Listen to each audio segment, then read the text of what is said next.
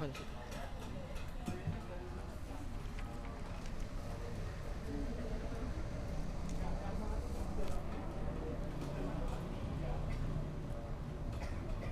Disuapin sekalian tolong. Deh. Serius. Baik, bismillah. Assalamualaikum warahmatullahi wabarakatuh. Bismillahirrahmanirrahim. Innalhamdalillah nahmaduhu wa nasta'inu wa nastaghfiruh wa na'udzu billahi min shururi anfusina wa min sayyiati a'malina. May yahdihillahu fala mudhillalah wa may yudhlil fala hadiyalah. Asyhadu an la ilaha illallah wa la syarikalah wa asyhadu anna Muhammadan abduhu wa rasuluh sallallahu alaihi wa alihi wa sahbihi wa sallim tasliman katsiran. Rabbi shrah li sadri wa yassir li amri wa hlul 'uqdatam min lisani yafqahu qawli. A'udzu billahi minasyaitonir rajim. Bismillahirrahmanirrahim. Ya ayuhan nasu taqu rabbakum alladzi khalaqakum min nafsin wahidah wa khalaqa minha zawjaha wa bassa minhuma rijalan katsiran wa nisaa wattaqullaha alladzi tasaaluna bihi wal arham innallaha kana 'alaikum raqiba. Ya ayyuhalladzina amanu taqullaha wa qulu qawlan sadida yuslih lakum a'malakum wa yaghfir lakum dzunubakum wa may yuti'illah wa rasulahu faqad faza fawzan 'azim. Amma ba'd. Alhamdulillah teman-teman sekalian, kita ketemu lagi di kajian pranikah di Better Youth Foundation. Ini adalah lanjutan dari kajian yang sebelumnya, dan insya Allah kita akan rutin kita adakan sebulan 2 kali. Dan semoga teman-teman diberikan keistiqomahan untuk ikut terus ya, dan supaya ilmunya itu bersambung terus ya, dan kemudian lengkap dalam memahami, dan kemudian itu bisa menambahkan kesiapan kita atau teman-teman semuanya untuk melanjutkan ke jenjang pernikahan. Tidak lupa kita bersolawat salam lebih dulu sebelum kita mulai pada junjungan Nabi kita Muhammad SAW, karena beliaulah yang mengajarkan kita ya ilmu ya sebagaimana yang disampaikan di dalam sunnah-sunnah beliau, dan semoga kita diberikan keistiqomahan untuk terus mengikuti sunnah dan ajaran beliau. Amin ya rabbal alamin. Teman-teman sekalian dirahmati Allah, kita malam hari ini akan bicara tentang niat, teman-teman sekalian, yaitu bagaimana kemudian kita perlu menentukan niat yang benar, yang lurus, yang bersih, dan kemudian apa urgensi kemudian memiliki niat yang bersih itu, dan kenapa itu kemudian bisa berdampak kepada pernikahan seseorang itu sampai di akhir hidupnya. Tentu permasalahan niat ini para ulama seringkali membahas itu memang poin yang paling awal, karena niat itu mungkin kalau kita bahasakan secara mudah ya, niat itu sebenarnya adalah sesuatu yang mengawali ya hati kita ya untuk melakukan sesuatu ya. Jadi awal yang muncul di dalam hati kita ketika kita ingin melakukan sesuatu itu niat sebenarnya. Makanya kalau orang itu mau menikah, niat dia apa itu yang terbesit di dalam hatinya, itulah niat. Nah, setiap orang mungkin punya niat yang berbeda-beda, tetapi yang di-ACC oleh Allah ya, yang di-ACC oleh Allah hanya yang memang bersih saja niat itu dari kepentingan-kepentingan yang lain selain Allah. Kurang jelas Mas suaranya Mas. Oke. Jadi ini kita bicara masalah niat ini sebetulnya paling berat. Karena sebelum kita bicara sama yang lain, soal yang lain-lain tentang nanti bagaimana fikihnya kalau kita mau melakukan ta'aruf ya, atau misalnya gimana caranya teknisnya kemudian kita membuat kurikulum vitae dan kemudian proses itu berlangsung sampai kemudian orang itu akad nikah misalnya, atau misalnya menjalani awal-awal pernikahan itu ya dimulai misalnya, itu sebelum kita ngomongin itu semua maka kita ngomongin yang paling penting dari semua itu, yaitu niat ya. Tentu kalau kita ngomong tentang pernikahan, tidak ada satupun teman-teman mungkin yang berpikir bahwa pernikahan tuh pengennya nggak bahagia ya, nggak mungkin. Pasti semua merindukan pernikahan yang bahagia, sakinah nyebutnya ya. Sakinah itu yang ya kalau kita bilang paling gampangnya diterjemahkan itu ya yang bahagia lah, yang menyenangkan, yang membuat kita itu merasa senang gitu ya, punya keluarga, punya pasangan, punya anak-anak, yang itu kemudian membuat hati kita merasa senang begitu. Nah, itulah yang kita doakan untuk diri kita maupun pada orang lain ketika kita dapati teman kita atau saudara kita yang menikah. Teman-teman sekalian, karena sakinah ini sesuatu yang sangat dirindukan, sesuatu yang sangat didambakan, maka tentu ada caranya. Dan salah satu yang menjadikan keluarga itu menjadi sakinah adalah niatnya. Kalau para ulama nulis kitab-kitab itu, mayoritas dari mereka, khususnya yang paling dikenal ya, misalnya kitab Riyadhus Shalihin atau kitab Arba'in An-Nawawi, itu biasanya Imam An-Nawawi itu menuliskan bab niat, bab tentang keikhlasan itu di awal. Karena keikhlasan atau niat itu berpengaruh pada seluruh aspek ketika orang itu beramal. Kalau dari awal niatnya udah nggak bener, sudah nggak bersih, maka biasanya itu mempengaruhi paling berat dalam amal berikut-berikutnya. Ya, kita tahu kemarin kita udah bahas bahwa orang itu ya ketika sudah memutuskan untuk menikah, nikah itu paling dibenci setan. Karena ya separuhnya menjalankan agama itu adalah menikah itu tadi. Ya, sisanya adalah yang lain ya di dalam kehidupan kita. Makanya kalau ada satu amal yang membuat orang itu bisa mendapatkan combo pahala, ya, yaitu pernikahan, maka setan tuh paling benci pasti. Iblis tuh ya apa carane ya ngirimkan delegasi untuk khusus godain orang menikah supaya batal nikahnya atau supaya rusak nikahnya. Nah, salah satu yang menjadikan setan berhasil adalah merusak niatnya orang yang menikah. Dan kita tahu masalah niat itu bukan masalah di awal. Meskipun niat itu memang letaknya di awal pertama kali kita berinteraksi dengan niat, ya. Tetapi niat itu juga masalah proses ketika kita beramal dan juga setelah kita beramal. Ya, makanya kalau di dalam pernikahan, karena pernikahan ini sampai seumur hidup, maka kita ini niat lurus itu, bersih itu sebelum menikah. Kemudian dijaga niat itu ketika kita menjalani pernikahan sampai meninggal dunia. Ya, maka niat itu tetap harus terjaga. Nah, biasanya orang itu kalau niatnya nggak bersih, nggak lurus, ada tendensi-tendensi yang lain pada selain Allah. Bang, Ya, lihat Mbak Ari. maka biasanya akan mempengaruhi kebahagiaan, kesakinahan pernikahan itu selanjutnya. Oke, ini harus dipahami lebih dulu. Nah, maka dari itu kita bahas tentang masalah niat ini sebenarnya ya akan panjang ya, tetapi saya ingin sampaikan dulu supaya teman-teman itu Mbak Fasya punya referensi lain ya, selain teman-teman mengikuti kajian ini. Saya mendapatkan materi-materi dari mana ya? Ada beberapa buku yang saya rekomendasikan ya, di antaranya pertama ini Nasihat Pernikahan Imam Al-Ghazali. Ini salah satu buku yang ringan banget. Ini nasihat bagi teman-teman yang belum menikah maupun yang sudah menikah di awal-awal. Nasihat pernikahan ini banyak sekali aspek yang saya kutip nanti di sini di dalam kajian ini, khususnya tentang tujuan pernikahan. Ya. Jadi ada yang disebut dengan niat, ada yang disebut dengan tujuan, ada juga yang disebut dengan visi di dalam pernikahan. Itu tiga hal yang berbeda. Ya. Jadi niat, kemudian tujuan, kemudian visi itu tiga hal yang berbeda. Kalau kita ngomongin niat, maka ini nanti akan kita bahas. Kemudian nanti akan saya kasih bonus tentang tujuan pernikahan. Biasanya niat ini dipengaruhi oleh tujuannya. Kalau kita mudeng, paham dengan tujuan pernikahan, insya Allah niatnya itu lebih mudah lurus. Tapi kalau orang itu nggak paham tujuannya, dia mau mencapai apa dengan menikah, biasanya dia nggak akan peduli, kemudian niatnya itu kemudian melenceng kemana-mana. Karena emang tujuannya dari awal udah nggak bener. Oke, nah ini nanti kita akan bahas. Oke, teman-teman sekalian, ini pertama kitab yang ya ini terjemahan banyak dicari, banyak didapatkan di berbagai toko buku Islam.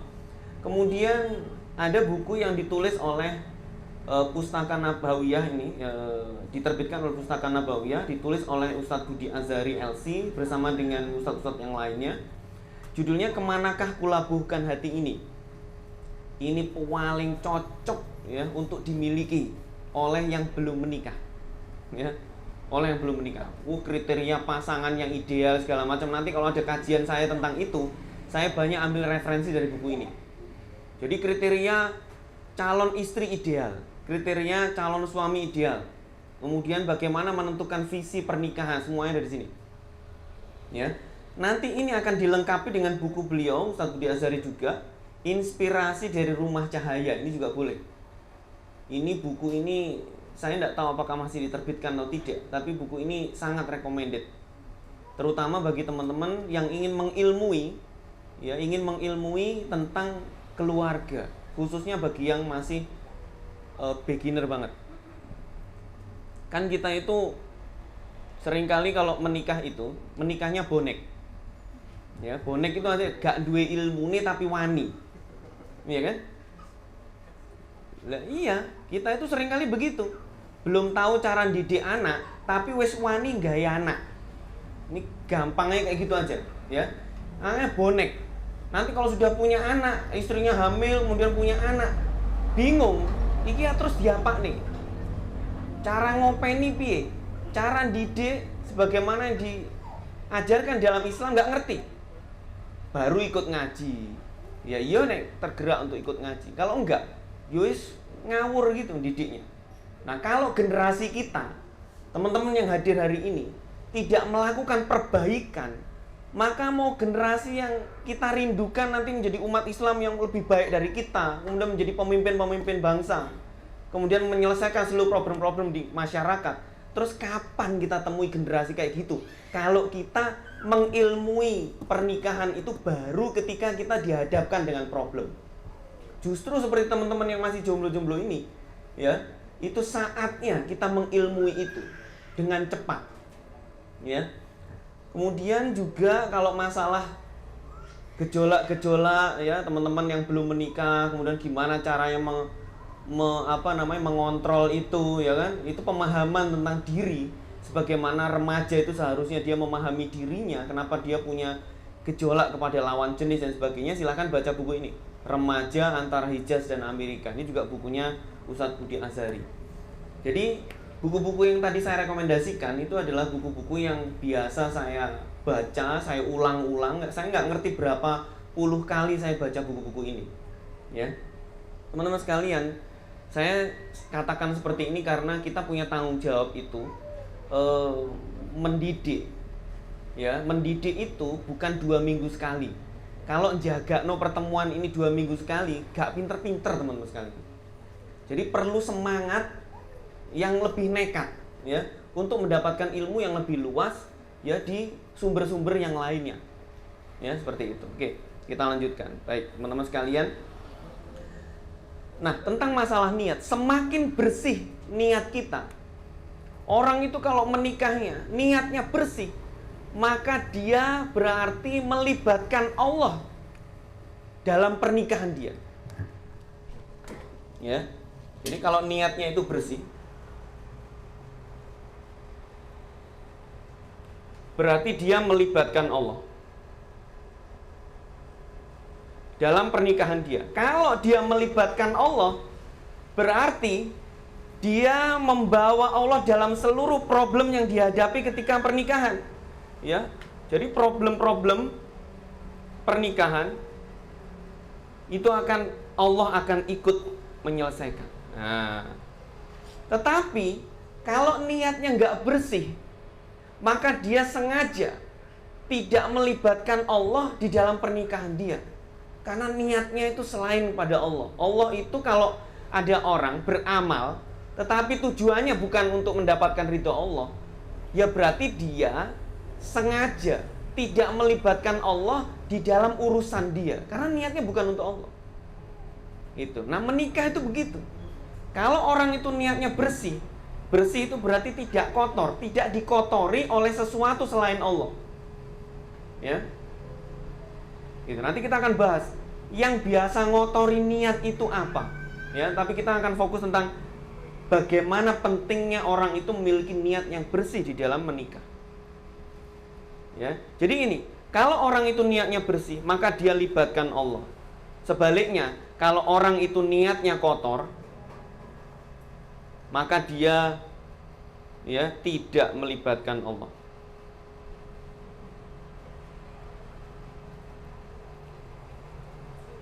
Artinya, ketika dia menghadapi permasalahan hambatan, rintangan, ujian ketika dia menjalani pernikahan, ya, berarti dia tidak membuat Allah membantu dirinya. Ya. Itu. Jadi ini masalah yang sangat krusial kita pahami. Teman-teman sekalian, Imam Malik rahimahullah pernah mengatakan, apapun, amal apapun yang itu diniatkan karena Allah, maka Allah lah yang akan membuat itu awet abadi. Jadi amal apapun, ya, kalau niatnya itu untuk Allah, maka Allah yang akan menjadikannya awet abadi. Kalau orang itu cinta, niatnya mencintai lawan jenis itu yang akan dijadikan sebagai pasangannya itu karena Allah, sesuai dengan yang diridhoi Allah, kriteria-kriteria yang disukai Allah, maka cintanya akan dijadikan awet, akan dijadikan abadi, ketemu bukan cuma di dunia, di surga juga, insya Allah. Ya, makanya kalau orang itu mencintai, menyukai lawan jenis itu wajar. Oh, ada yang seneng nih, kayaknya saya jatuh cinta sama si fulan itu atau si fulana itu. Tapi kemudian dikorelasikan cintanya, rasa sukanya itu apakah sesuai dengan kriterianya Allah? Kalau enggak, skip. Kenapa?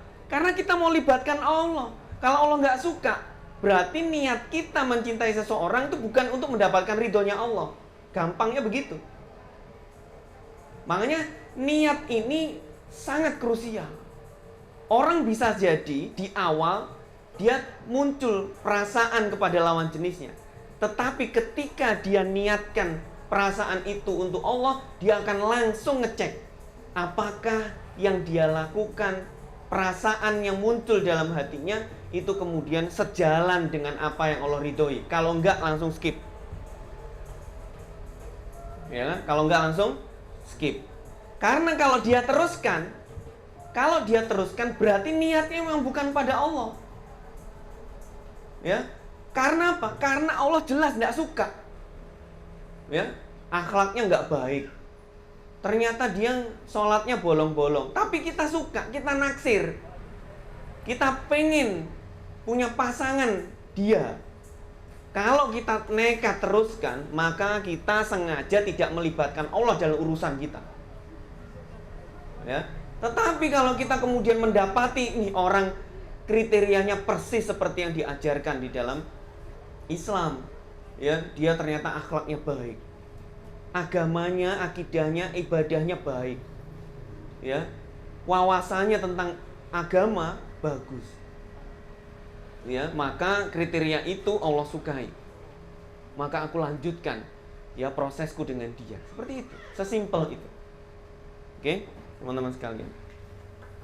Nah, banyak orang memulai pernikahannya itu dengan rasa cinta. Sebetulnya, ya, ada beberapa, mungkin kalau teman-teman nonton beberapa ustadz yang mengatakan bahwa perasaan cinta kalau itu dimulai itu ada yang menyalahkan 100%. Sebetulnya nggak bisa disalahkan 100%.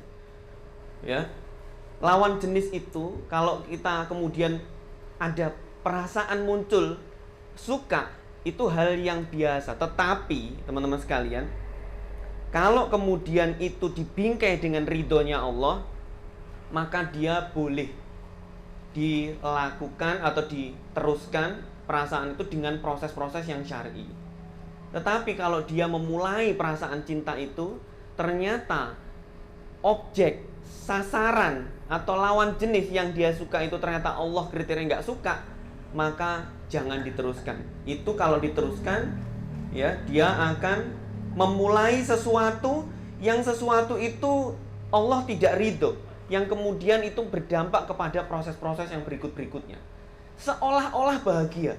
Kalau cuma seolah-olah bahagia, itu selebgram banyak yang kayak gitu. Ya, karena beda antara realitas dengan pencitraan, itu berbeda. Realitas itu sesuatu yang tidak terekspos di belakang. Itu realitasnya. Ya, kalau pencitraan itu gampang. Ya. Umi duduk di sini ya. Nanti aku datang kemudian Umi pasang gini, suamiku, apa susahnya? Ya, gampang. Itu tinggal di setting. Itu film aja bisa melakukan itu. Ya, banyak orang yang ketipu ya, nonton film, sampai ini mereka ini cocok ya, padahal cuma adegan. Ya, semudah itu orang itu membuat adegan. Tapi realitasnya belum tentu. Oke. Nah, teman-teman sekalian, apa dampaknya kalau orang itu memiliki rasa cinta, suka, tetapi kemudian tidak dibingkai sebagaimana yang Allah ridhoi? Ketahuilah teman-teman sekalian, perasaan cinta itu bisa menurun. Oke? Perasaan sayang itu bisa turun. Ya. Nah, kalau kita itu hanya modal cinta, ini saya katakan, kalau modalnya hanya cinta, tidak dibingkai dengan ridho Allah, maka ketika cinta itu menurun, tidak ada sesuatu yang lebih dahsyat dari masalah cinta, maka keluarga itu bisa hancur berantakan. Kalau modalnya cuma cinta doang. Makanya saya katakan, yang utama dan lebih penting dari masalah cinta itu adalah ridho Allah. Ya. Jadi kalau orang itu menikah hanya modal cinta tanpa ridho Allah, berapa banyak hari ini pasangan yang kemudian bercerai karena kemudian dia mendapati cinta yang baru, ya, di luar pasangannya, ya, berantakan. Seandainya cinta itu dibingkai dengan ridho Allah, maka meskipun ada orang lain yang dia punya rasa suka, tapi karena Allah nggak ridho, dia akan rindu. Nggak boleh. Ngelihat aja dia akan jaga. Ya, apalagi harus balasi chatting, nggak akan dia lakukan, karena dia tahu ridho Allah lebih penting dari masalah cinta. Oke, makanya kalau ada orang mengungkapkan perasaan ke kita, dia bilang kalau dia suka sama kita, itu perasaan yang belum bisa dipercaya. Belum bisa dipercaya. Karena dia mengungkapkan hanya karena perasaan dia sendiri, belum didasari oleh ridho Allah. Kalau dia berdasarkan ridho Allah, maka ungkapan perasaannya dia sampaikan kepada orang tua kalian, wali kalian, ya, yang perempuan.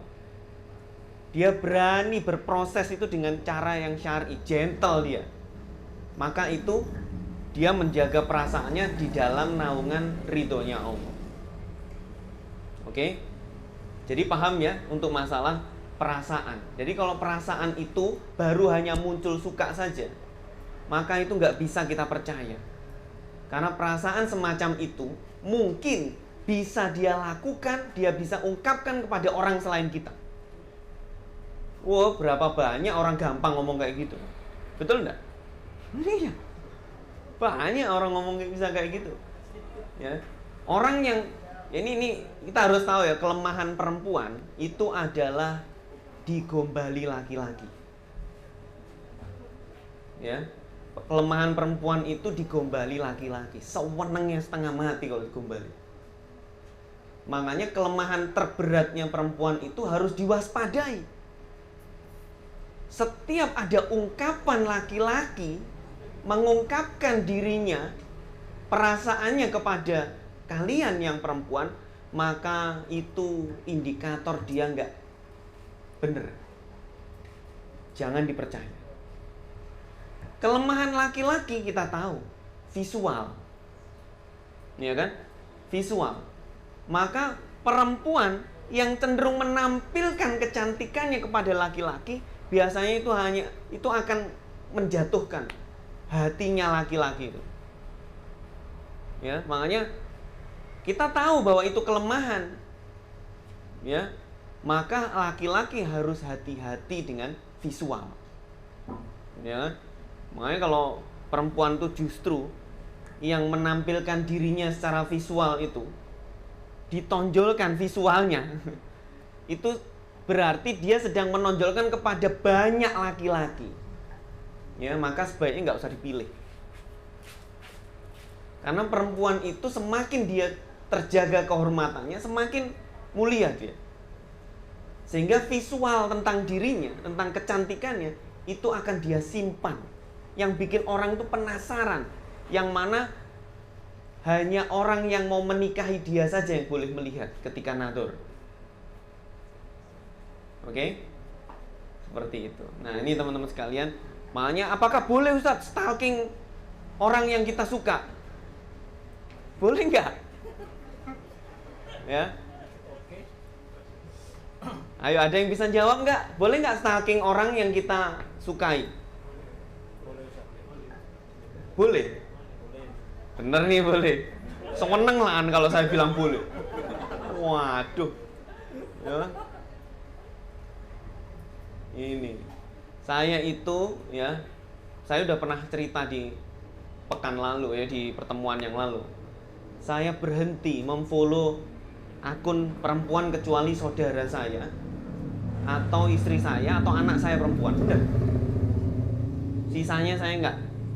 Kenapa? Saya ingin menjaga diri saya dari visual itu. Dari visual. Ya.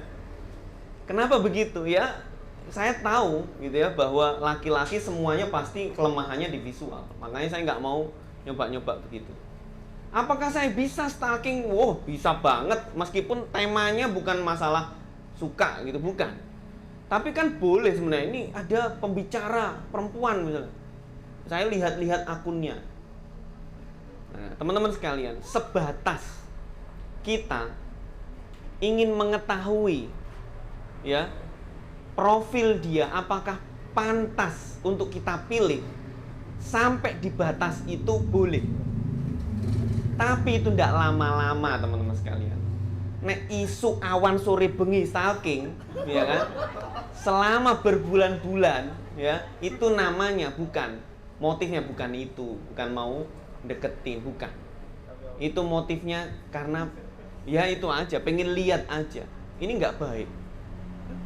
Apalagi kalau sudah tahu bahwa ini ideal misalnya itu, ya, itu berikutnya nggak usah di stalking, berikutnya udah diproses aja,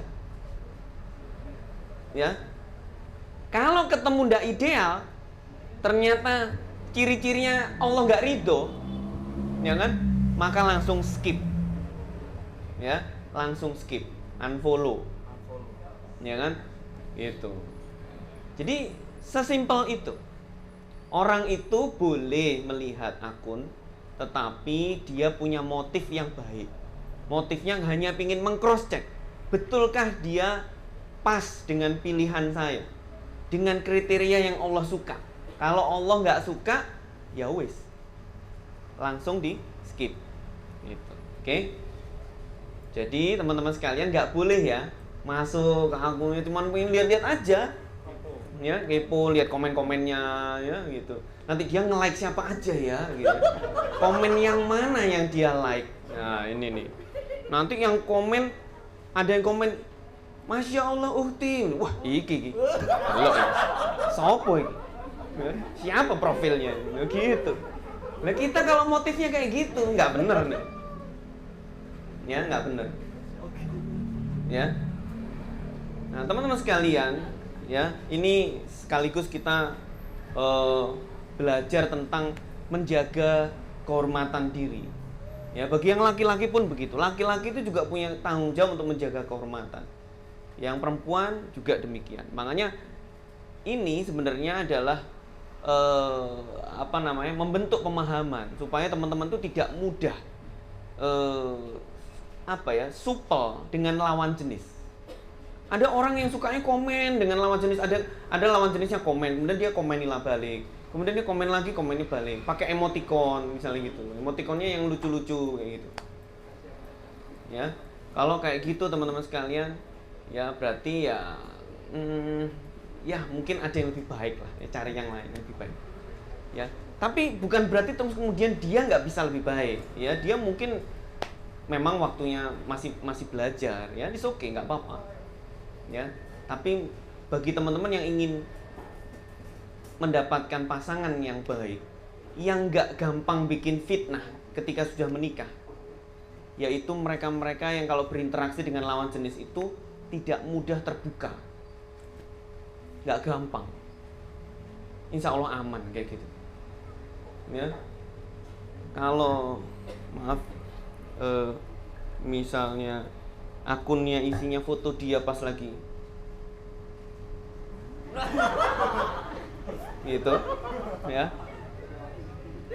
Kalau foto-foto dia isinya kayak gitu, ya, berarti memang belum waktunya dia untuk dapetin kita. Wah, gitu. Masya Allah. Ya. Yang cowok juga gitu, sok-sokan gitu, sok-sok gue banteng gitu. Wala-wala lele gitu. Ya kan? Ya itu kan namanya pencitraan. Pencitraan itu kan tidak sebenarnya, makanya dia disebut pencitraan. Beda dengan personal branding. Kita kemarin ngadain training personal branding di Better Youth. Saya katakan apa bedanya personal branding dengan pencitraan. Pencitraan itu dia tidak asli, tidak jujur. Ya. Dia tidak begitu sebenarnya, tapi dicitrakan begitu. Sedangkan personal branding yaitu memilih di antara kelebihan-kelebihan positif dia, mana yang mau dia tonjolkan.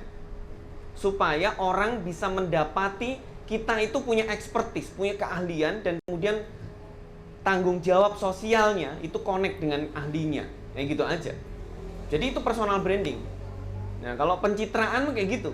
Aslinya ya kan enggak gitu, tapi dia tampilkan begitu. Nah, di dalam proses pacaran, teman-teman sekalian, itu lebih banyak pencitraan dibandingkan personal branding. Orang itu ketika pacaran, dia lebih banyak muncul jaimnya. Yang muncul tuh jaimnya, ya kan? Makanya kalau, wah, saya tuh punya temen rental mobil. Saya tanya, loh, rental kok mobilmu sedan, terus kemudian stiker-stiker yang desainnya keren-keren. Biasanya rental mobil kan mobil family car gitu ya, yang gede-gede supaya buat keluar kota. Loh, jangan salah, Ustaz. Ini rental saya ini yang nyewa bukan untuk luar kota. Dipakai buat pacaran. Ya Allah ya Robbi, gak duwe mobil, nyewa mobil. Hanya untuk pacaran, dipakai semalam tok. Besoknya dibalikin. Ya, masalahnya semalam itu loh dibuat apa? Itu loh, naudzubillah. Ya, jadi itu pacaran tuh banyak pencitraannya, nggak bener. Ya, oke, kita balik lagi ke masalah niat. Teman-teman sekalian, kalau kita libatkan Allah di dalam pernikahan kita, yaitu dengan niat kita lurus, bersih, ya, maka contohnya sebagaimana Nabi Ibrahim alaihissalam. Nabi Ibrahim itu dengan istri beliau Siti Hajar bersama dengan anak beliau yaitu Nabi Ismail pada saat ditinggal di Masjidil Haram di Mekah, ya, di situ mereka ditinggal berdua saja, hanya sedikit air ditinggal bersama mereka di tanah yang tandus, tidak ada air yang lain, tidak ada makanan, ya.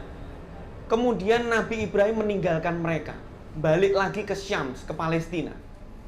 Pada saat itu Siti Hajar bertanya satu kalimat kepada Nabi Ibrahim.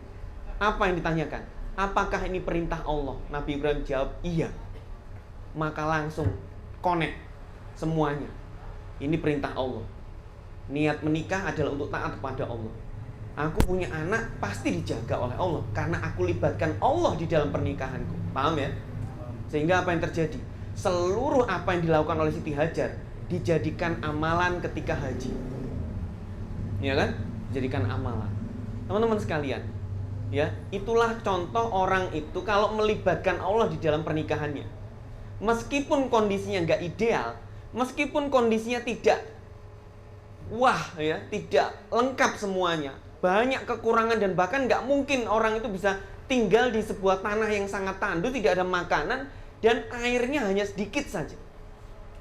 Nggak masuk akal. Tetapi ketika melibatkan Allah dalam kondisi yang nggak masuk akal, ditolong sama Allah. Oke?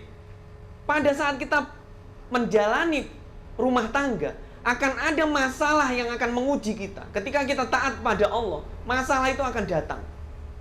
Dan masalah itu akan menguji kita sampai titik terlemah kita bisa jadi. Tapi kalau kita melibatkan Allah, Allah akan ikut bantu kita menyelesaikan masalah itu. Oke? Orang itu akan dibantu orang itu akan diuji dengan pasangannya. Yang laki-laki diuji istrinya, yang istri diuji suaminya. Mereka juga akan diuji bukan cuman pasangannya, diuji dengan anaknya. Ya, kalau punya anak itu ya. Anak itu kalau masih umur berapa bulan ya kan, setahun, 2 tahun, masih lucu-lucunya. Nanti kalau sudah masuk usia menjelang balik, disuruh itu, diperintah itu bisa jawab. Ya, hitung-hitungan sama kakaknya. Loh, aku wes kok mau, ya. Kakak nih belum. Ayo, Kak, kamu gitu. Padahal dulu kecil-kecil, Abi ambilin itu dong.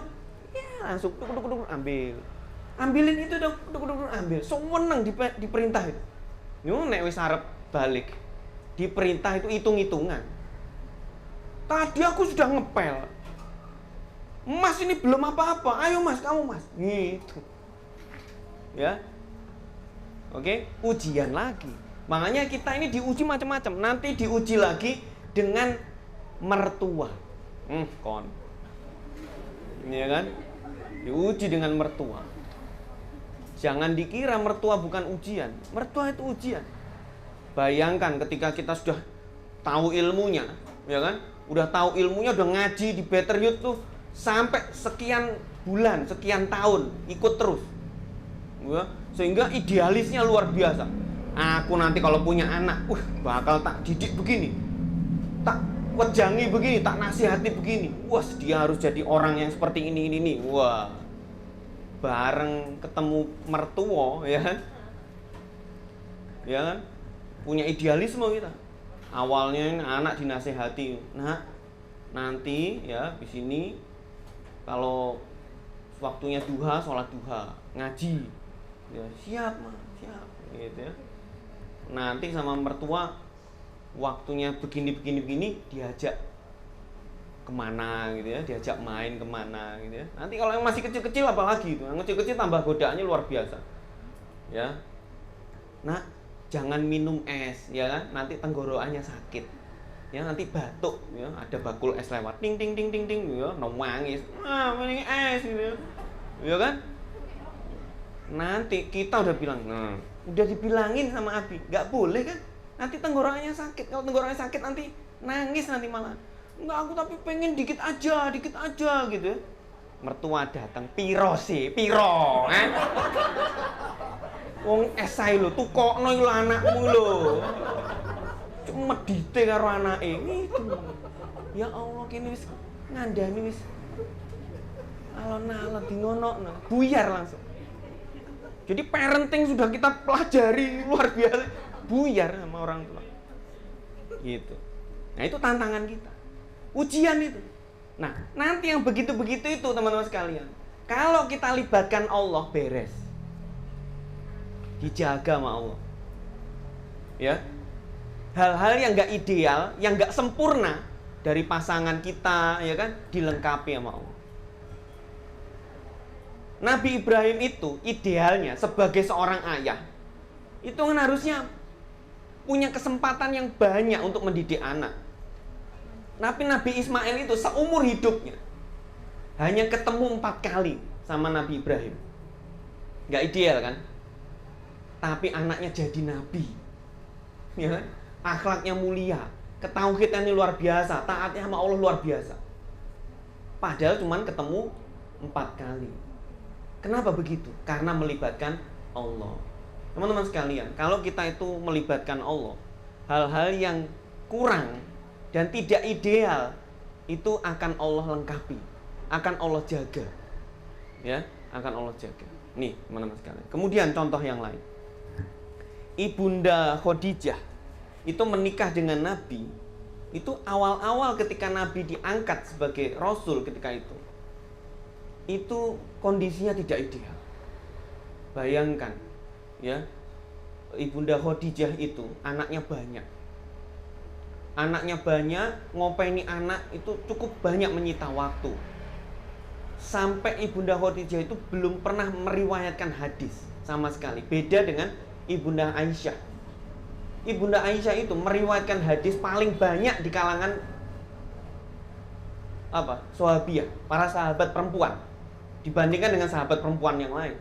Ya, istri Nabi Ibunda Aisyah itu meriwayatkan hadis paling banyak, tapi nggak punya putra.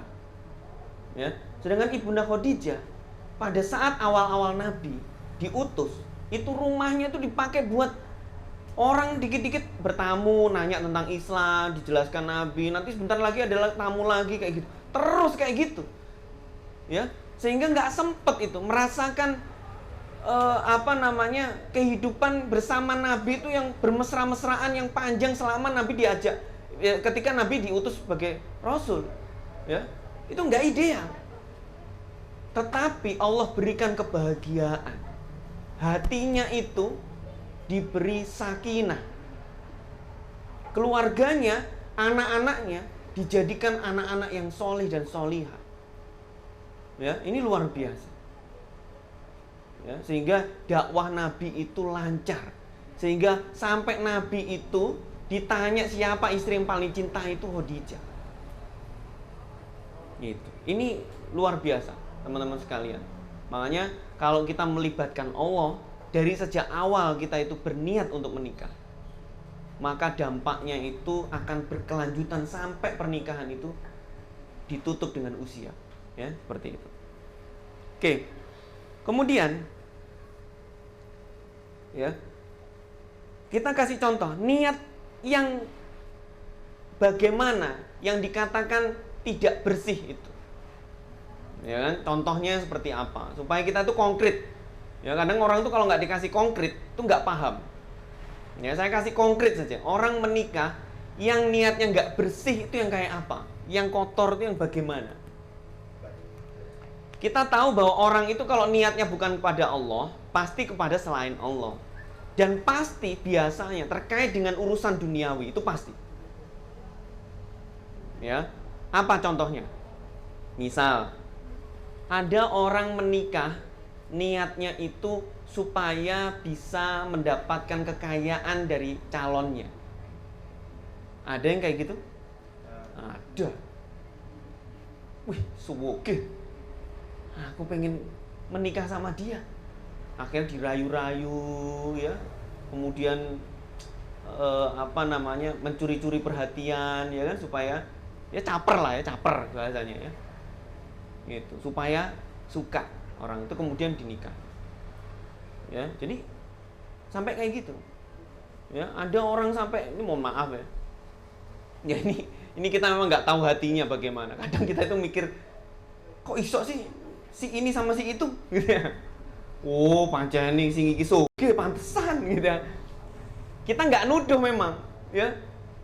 Tetapi fenomena itu ada, meskipun kita nggak nuduh personnya siapa. Ya, fenomena itu ada.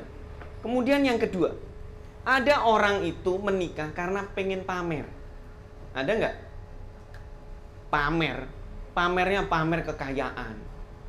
Makanya kalau menikah itu aku pengen dan menikah supaya apa? Supaya aku bisa tunjukkan bahwa aku ini udah sukses.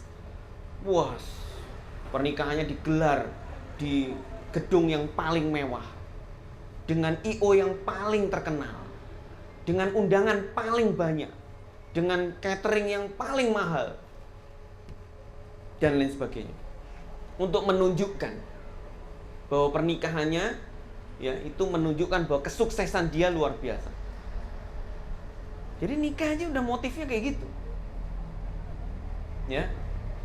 Kemudian ada lagi yang menikah itu, dia menikah dengan seseorang, ya, ini mohon maaf ya. Karena dia merasa dirinya cantik, maka dia harus menikah sama yang ganteng. Kenapa? Karena nggak pantas lah kalau orang cantik dapatnya yang nggak ganteng itu. Itu. Sehingga dia mencari pasangan itu harus yang sekufu gantengnya atau cantiknya, kayak gitu. Sehingga kalau nikah, kalau ada walimahnya temennya atau apa, wah, dia menunjukkan sebagai pasangan yang serasi karena dua-duanya sama-sama cantik dan ganteng, kayak gitu. Nah ini dari sejak awal udah nggak bener. Kalau memang seperti itu motifnya, ya loh. Berarti kalau kita nyari yang parasnya itu cantik atau tampan, itu apa nggak boleh? Nah itu bab lain teman-teman sekalian ya. Nanti kita akan bahas di bab yang lain. Kemarin kita sudah sempat bahas sedikit. Oke, berikutnya contoh yang menikah itu niatnya udah nggak bersih. Dia menikah karena pengen status, kehormatan, jabatan, ya. Wah ini anaknya keturunan ningrat misalnya, darahnya biru. Ya nek kesilet ini biru betul ya. Gitu ya. Nek hijau itu berarti alien. Kalau biru ini darah ningrat. Dia nyasar itu targetnya untuk mendapatkan kehormatan dari situ. Nah ini niatnya udah nggak benar. Ya, apakah kemudian itu salah ketika dilakukan? Enggak salah. Enggak salah, tetapi itu tidak boleh menjadi orientasi utama, teman-teman sekalian ya. Jadi niat utama itu karena Allah. Artinya kalau karena Allah, kriterianya yang lebih penting itu harus didulukan. Bukan karena kehormatannya tadi, bukan karena jabatannya, bukan karena kekayaannya. Yang lebih penting dari itu adalah agamanya, kita tahu. Ya kan, kita udah pernah bahas.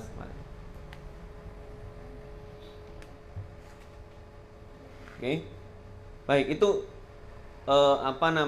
contoh-contoh niat yang dia tidak bersih. Ada motif lain ya yang itu mewarnai niat dia untuk menikah. Ya, seperti itu. Nah, teman-teman sekalian, sekarang kita bahas motif. Motif itu kalau di dalam kalau teman-teman bikin skripsi gitu ya, itu ada membahas bab 1 itu tujuan. Wah, tujuan bikin skripsi ini apa? Itu motif. Orang itu punya tujuan tertentu, itu biasanya akan mempengaruhi niatnya. Makanya saya akan bahas tentang motif menikah atau tujuan menikah. Supaya kalau tujuannya benar, kita tahu tujuan yang benar seperti apa, maka itu akan mempermudah niat kita nanti supaya bersih. Oke. Pernikahan di dalam Islam yang diridhoi oleh Allah, ya, itu ketika dia punya tujuan mencari pasangan atau suami atau istri ya, yang bisa menemani dia dalam beribadah, dalam ketaatan kepada Allah. Jadi kalau dia menikah, itu tujuannya untuk mencari pasangan yang bisa memotivasi, menemani, ya, membersamai dia dalam ketaatan kepada Allah, maka itu akan sesuai dengan ridho. Itu tujuan.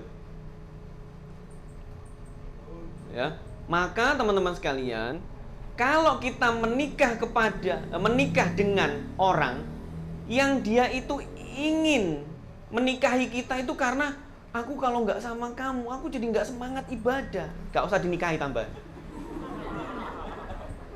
Ya, nggak usah dinikahi. Karena dia baru termotivasi ketika dia bersama kita. Kalau nggak bersama kita, dia nggak termotivasi. Yang benar itu dia sudah taat ibadah, dia sudah taat sama Allah, baru kemudian menikah sama kita. Itu yang benar. Supaya frekuensinya sama. Makin dahsyat ibadahnya, makin luar biasa ketaatannya kepada Allah. Orang itu kalau dia menikah dengan anggapan nanti kalau saya sudah menikah sama dia, baru saya nasihati supaya dia sholat.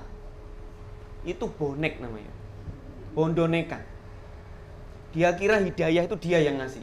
Dia kira hidayah dia yang punya. Ya. Dia kira kalau dia udah ngajain sholat itu terus dia manut gitu pasangannya. Oh, yang kayak gitu akeh tunggale. Yang ngerasa pede di awal kayak gitu akeh tunggale dan rata-rata kecewa. Ya. Gitu. Nanti kalau sudah menikah baru saya ajak dia ngaji. Ya. Nekat gitu. Beneran. Itu namanya gambling. Nikah itu nggak boleh gambling, saya katakan. Karena apa? Karena belum tentu Allah tuh ngasih hidayah dia, membukakan hatinya, kemudian dia beneran mau ngaji. Karena yang ngasih hidayah itu Allah. Ya, kalau Allah nggak berkenan, ya enggak. Karena itu hak prerogatifnya Allah. Ya, meskipun kita mengerahkan seluruh kemampuan kita, kalau dia nggak dibukakan hatinya, ya nggak bakal ngaji dia. Ingat nasihat Rasulullah kepada Ibnu Abbas. Ya, jagalah Allah maka Allah akan menjagamu. Seandainya semua orang ini bersekongkol untuk mencelakakanmu, kalau Allah nggak ridho engkau celaka, maka nggak akan celaka. Sebagaimana orang itu semua bersekongkol untuk memberikan kamu kebaikan, kalau Allah nggak ridho kebaikan itu jatuh kepadamu, maka nggak akan terjadi. Ya, jadi itu hak prerogatif Allah. Ya, nggak bisa kita kemudian ngomong kayak gitu, nggak bisa. Nekat. Akan banyak hal yang akan terkorbankan. Kita itu teman-teman sekalian, kalau menikah, fokus kita seharusnya itu adalah mengkombinasikan orang taat kepada Allah dengan yang taat kepada Allah, kemudian mereka menikah dan kemudian melahirkan generasi yang jauh lebih taat dari orang tuanya. Itu sebenarnya. Lah kalau ini udah taat, ketemu gak taat, ngopeni sih gak taat lo, gak mari-mari. Nah terus gimana melahirkan generasi yang lebih taat dari kita? Wong ngopeni pasangan gak taat-taat. Paham ya? Gitu. Jadi semakin bertambah generasi di bawah kita nanti lahir itu, mereka itu harus lebih baik dari kita. Kalau hari ini hafalan kita cuma 1 juz, maka mereka itu harus 10 juz nantinya. Makanya kita harus lebih baik. Nah supaya begitu, maka menikah itu sama orang itu yang pasti-pasti aja. Ya, bukan yang gambling tadi. Ruwet itu. Ya, ruwet. Terlalu banyak yang kita korbankan nanti. Ketika kita memilih orang dan kemudian kita berharap dia, ya, nantinya akan berubah. Padahal berubah itu bukan karena kita. Berubah itu karena Allah yang ngasih perubahan. Gitu. Baik, itu yang pertama. Mencari pasangan, ya, sebagai teman kita beribadah, taat kepada Allah. Yang kedua sekarang, yaitu mencari pasangan, suami atau istri, supaya kita bisa lebih menjauhkan diri kita dari maksiat. Mata kita supaya nggak kemana-mana, supaya ditujukan kepada pasangan kita saja. Ya kan? Mohon maaf, syahwat kita bukan ditujukan kepada kemana-mana, tetapi ditujukan kepada pasangan kita saja. Itu tujuannya untuk itu. Dan memang tujuan menikah itu. Ya, betapa banyak hadis Nabi, ayat-ayat yang menunjukkan bahwa orang itu, ya, harus menjaga syahwatnya dengan cara apa? 2 kalau tipsnya Nabi. Dia kalau belum mampu menikah maka puasa. Kalau sudah dia mampu menikah maka dia harus menikah. Karena syahwat itu harus disalurkan kepada saluran yang tepat. Yang mana kalau itu disalurkan dia berpahala besar. Ya, sebagaimana ada sahabat yang mendatangi Nabi. Wahai Nabi, apakah aku ketika aku salurkan syahwatku kepada istriku, aku akan dapat pahala? Dijawab Nabi dengan pertanyaan, kalau disalurkan kepada selain istri apakah dapat dosa? Iya, maka kepada istrimu berpahala. Oh, gitu.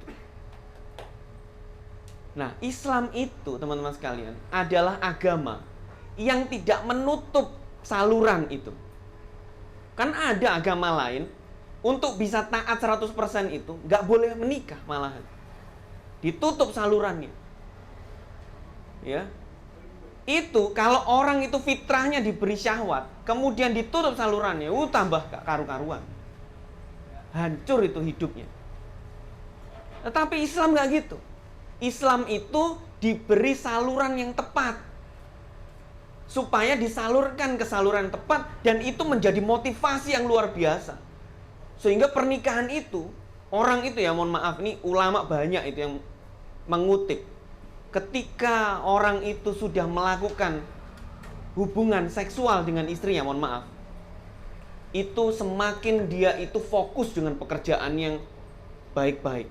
amal-amal soleh dia semakin luar biasa meningkat, ya, ibadahnya semakin fokus, ketaatannya dia, ya, kemudian girohnya dia menuntut ilmu dan sebagainya, itu semakin luar biasa. Kenapa? Karena itu memang berkahnya. Ketika seseorang itu punya syahwat, disalurkan ke saluran yang tepat, itu berkahnya, gitu, ya. Maka teman-teman sekalian, supaya itu tidak menjerumuskan kita kepada sesuatu yang haram, maka orang itu tujuannya dia menikah adalah salah satunya menyelamatkan diri dia dari perbuatan dosa. Ya. Wah, berarti orang menikah untuk syahwat dong. Loh.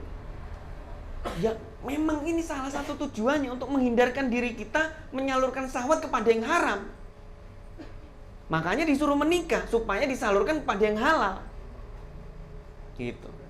Oke, jadi itu menjadi tujuan. Kemudian yang ketiga sekarang. Yang ketiga.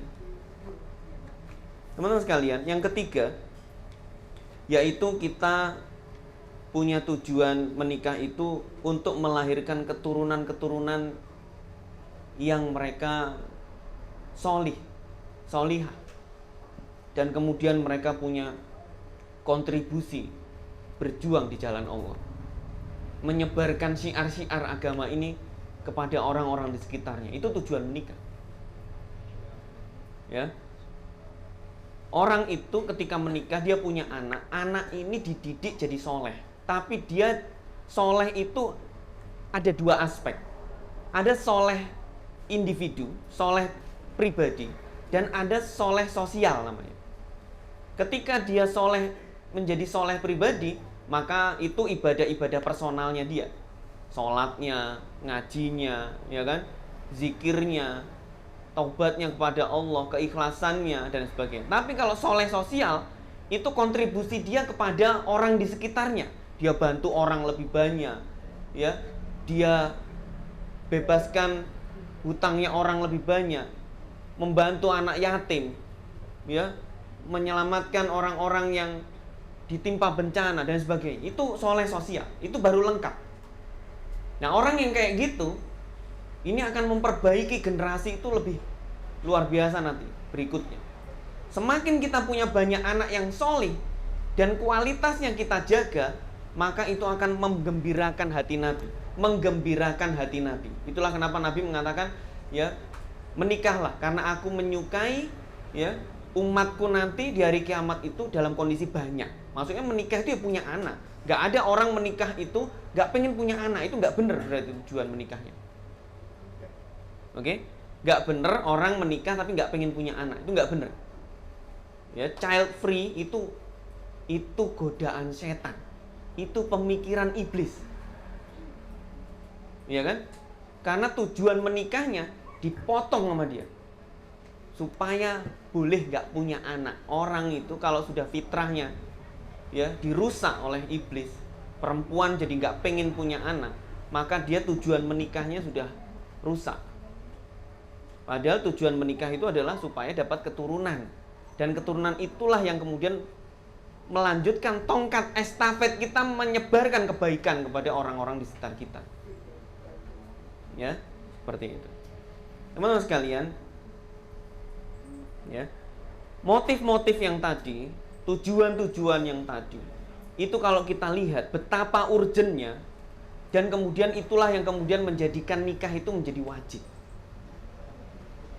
Ya, memang nikah itu hukumnya bisa berbeda-beda, bisa wajib, bisa sunnah, ya, bisa mubah, bisa makruh bahkan, dan bisa haram bahkan. Kalau memang tadi disebutkan kalau orang yang dinikahi kemudian tidak baik, itu bisa haram menikah dengan orang itu. Ya. Tetapi ketika kita melihat betapa dahsyatnya tujuan menikah, itu menikah itu menjadi urgensinya tinggi, sehingga kewajibannya luar biasa akhirnya. Sehingga orang yang sudah tahu urgensinya dahsyat menikah itu, kemudian dia nggak mau menikah, berarti dia dosa. Ya, gitu. Kalau kita melihat tujuan-tujuan yang luar biasa tadi untuk ketaatan. Tadi kan pertama ketaatan kepada Allah. Ya kan? Supaya membuat ibadah kita semakin banyak. Ya. Kemudian yang berikutnya tadi menghindari kemaksiatan. Kemaksiatan kan dihindari kan wajib. Menjaga diri dari dosa, dari perzinaan, zina mata, zina hati dan sebagainya. Itu kan wajib hukumnya. Nah, kalau motifnya begitu, jelas menikah jadi wajib. Gitu. Oke? Nah, teman-teman sekalian dirahmati Allah, ya. Nabi itu meskipun kemudian memerintahkan kita itu untuk menikah atau memilih pasangan, itu ada 4 aspek ya yang selalu seringkali disebut. Yang pertama Nabi sebut itu bukan agamanya. Kenapa begitu? Karena Nabi itu tahu dan realistis. Orang itu pertama kali melihat lawan jenis itu pasti parasnya dulu. Itulah kenapa pertama kali Nabi memerintahkan menikahi seseorang itu karena pertama kecantikannya. Nabi itu realistis bahwa kesolihan itu memang nggak pernah bisa kelihatan di awal langsung ketok soleh gitu. Nggak bisa. Pertama kelihatan pasti parasnya dulu, ya, gitu. Kemudian baru yang lain-lainnya. 10 menit lagi. Oke, 10 menit lagi kata panitia. Ya, kemudian baru yang lain-lainnya dan yang terakhir adalah agamanya. Kenapa agama ditaruh terakhir? Ya, kita itu kalau ngasih pengumuman pemenang, biasanya pemenang itu disebutkan pemenang pertama dulu, baru kedua, ketiga, atau ketiga, kedua dulu, baru yang pertama.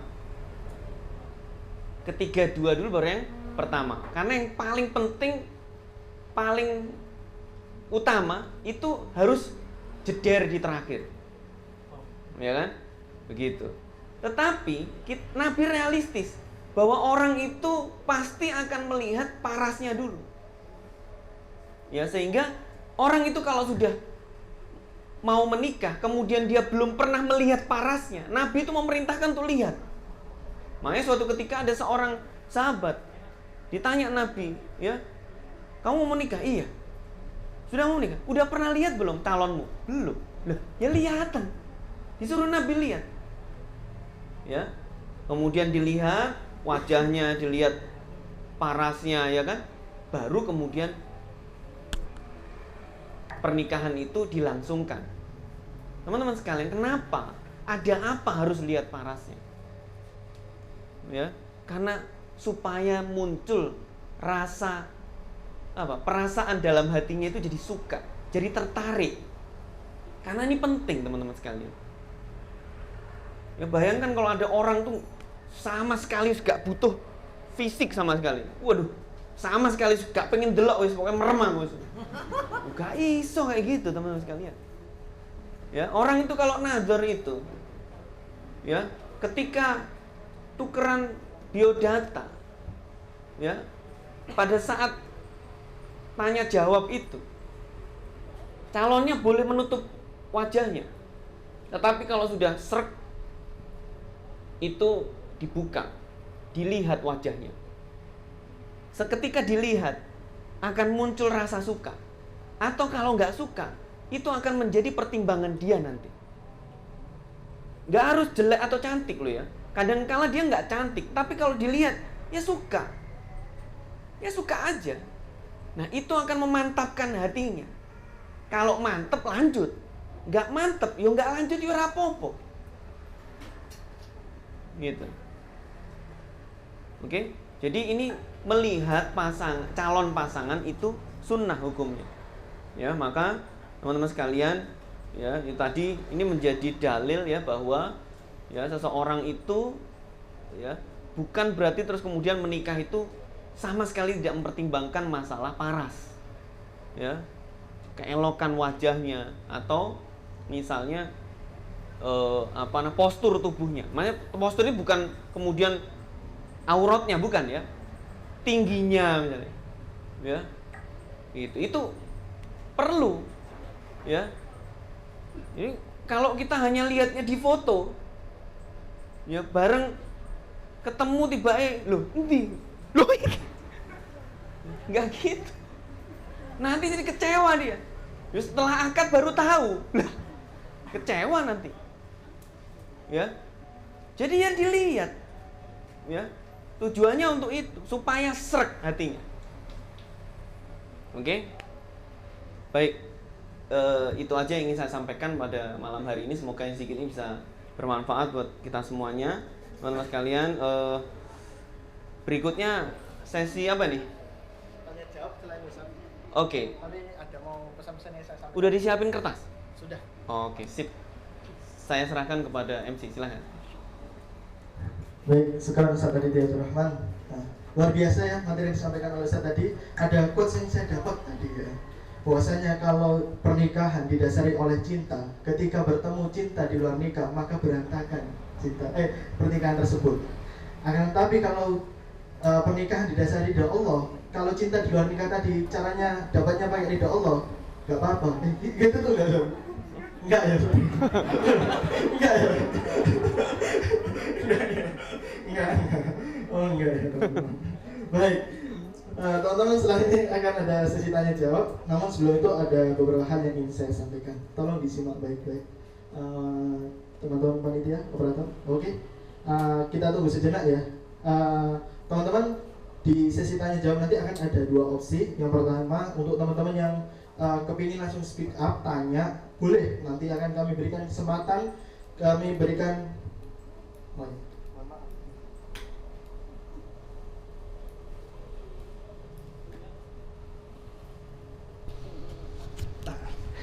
kami berikan kesempatan untuk bertanya langsung kepada Ustadz. Namun untuk teman-teman yang malu untuk langsung bertanya, akan kami sediakan kertas. Silahkan tulis saja pertanyaannya, jadi anonim, tanpa nama teman-teman, tanpa alamat, apalagi nomor WA ya. Silahkan tulis pertanyaannya di sana, kemudian tulis apa yang ingin disampaikan. Panitia, kertasnya boleh dibagikan. Baik teman-teman, ini yang ingin saya sampaikan. Kami Yayasan Badar Foundation adalah yayasan yang bergerak di bidang pemuda, pembinaan juga pendampingan pemuda. Kami memiliki banyak banget program. Salah satunya program kami adalah Quran for Youth. Ini adalah program pembelajaran Al-Quran, mulai dari bagaimana cara membaca huruf hijaiyah, kemudian bagaimana tajwid dalam Al-Quran, sampai bagaimana cara menghafal Al-Quran. Tepatnya di sini, Quran for Youth. Dan teman-teman, program ini adalah program pembelajaran Al-Quran untuk pemuda. Jadi untuk kita-kita yang mau kembali belajar Al-Quran, tapi kalau ke TP di sebelah rumah, malu ya. Karena teman-temannya masih SD, masih bedaan-bedaan ya, masih unyuk-unyuk. Kita udah jenggotan, udah tua, kan malu kan. Nggak ada jenggotnya tuh. Apa? Nggak ada jenggotnya. Ya kan malu ya. Jadi disinilah tempatnya ngaji Qurannya anak muda, didampingi oleh Ustadz yang juga masih youth, masih muda. Kelasnya diadakan seminggu 2 kali ya. Dan juga teman-teman di program Quran for Youth ini kami membuka peluang untuk mereka-mereka teman-teman yang ingin belajar Al-Quran namun mohon maaf terkendala dalam masalah biaya. Kami beri kesempatan untuk mereka untuk mengikuti kelas ini secara gratis dengan program beasiswa santri untuk santri Quran for Youth. Nah, di sini ingin saya sampaikan untuk teman-teman yang ingin mendukung program ini, mendukung mereka-mereka yang ingin belajar Al-Quran namun terkendala biaya, dan juga ingin mendukung program-program kebaikan Better Foundation yang lainnya. Teman-teman bisa sisihkan harta terbaik teman-teman di kotak infak yang akan disebarkan, ataupun untuk teman-teman yang hari ini tidak membawa uang cash, teman-teman bisa kirimkan sebagian hartanya di rekening kami. Ada BSI dengan nama Yayasan Pemuda Baik, nomornya 71181199392. Sekali lagi untuk BSI Yayasan Pemuda Baik, nama rekeningnya nomornya 71181199392. Kemudian juga ada rekening BCA ya dengan nama YAY Pemuda Baik, nomornya 82911111114. Sekali lagi saya sampaikan, nama rekeningnya YAY Pemuda Baik, nomor rekeningnya 82911111114. Ataupun teman-teman yang nggak pengen ribet bisa langsung scan barcode di situ. Semoga ini menjadi amal jariah untuk teman-teman sekalian. Ya, jadi jangan sia-siakan kesempatan ini, teman-teman. Baik, nah kita masuk ke sesi tanya jawab. Ada yang udah menulis pertanyaannya? Kalau udah ada, luar biasa cepat. Oh, ini mau langsung speak up ya. Oh ya, silakan Mas yang pertama kali angkat tangan. Tapi diceritain dulu sejarahnya. Ikut main ke masjid mulai kapan ya? Nama. Mic satunya mana? Nama dan Assalamualaikum warahmatullahi wabarakatuh. Assalamualaikum warahmatullahi wabarakatuh. Nama ya Mas? Oh ya, nama. Ya. Ya, nama saya Mavandra Jonathan. Ya, itu. Pertanyaannya? Pertanyaannya buat Ustadz Adit. Gini Ustadz, kan saya pas SMP itu pernah punya prinsip sih ya, insya Allah sampai sekarang, yaitu saya Mas Ulu minta tolong mikrofon, Mas Ulu. Afwan. Minta tolong mikrofon. Saat saya coba share enaknya pacaran pas setelah nikah, maksudnya itu kayak untungnya kita itu nggak pacaran dulu sebelum nikah itu apa. Banyak teman saya itu bilang kalau pacaran tuh ya enak juga, maksudnya orang tua saya itu ini teman saya bilang misal, orang tua saya itu juga dulunya pacaran, tapi alhamdulillah katanya sampai sekarang nikahnya juga langgeng gitu Ustaz, maksudnya ya enak-enak aja. Jadi itu gimana ya Ustaz ya, maksudnya berarti apa sama kita maksudnya menikah dengan jalur pacaran atau dengan menikah dengan jalur yang halal, maksudnya jalur yang diridhoi Allah seperti melakukan ta'aruf dan lain-lainnya. Ya. Langsung dijawab nggak Ustaz? Baik, bismillahirrahmanirrahim. Baik, teman-teman sekalian, kita memang bisa melihat ya bahwa di luar sana keluarga yang bahagia, terlihat bahagia secara dohir itu bukan hanya orang-orang muslim yang mereka itu benar-benar punya ketaatan yang luar biasa pada Allah. Tetapi teman-teman sekalian, kita tahu bahwa orang-orang itu ya, mereka itu dari sejak awal memang motifnya memang bukan menikah, itu memang bukan untuk ibadah, bukan untuk hal-hal yang tadi sudah saya sampaikan.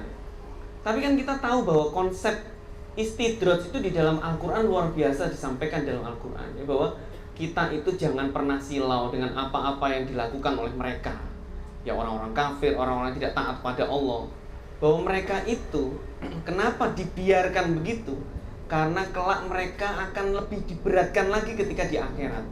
Jadi konsep istidraj itu dia melakukan sesuatu yang tidak di realnya, tetapi kok dia seolah-olah baik-baik saja, ya bahagia-bahagia saja, ya enjoy saja, kayak nggak ada masalah, ya.